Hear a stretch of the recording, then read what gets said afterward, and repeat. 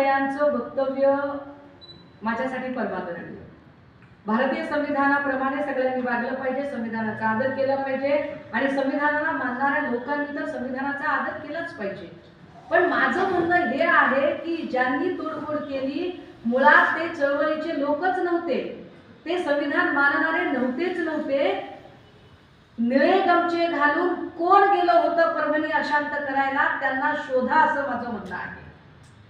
आंबेडकरी अनुयायांच्या आडून कुणी परभणीमध्ये जाळपोळ केली, तोडफोड केली, त्याची चौकशी झाली पाहिजे.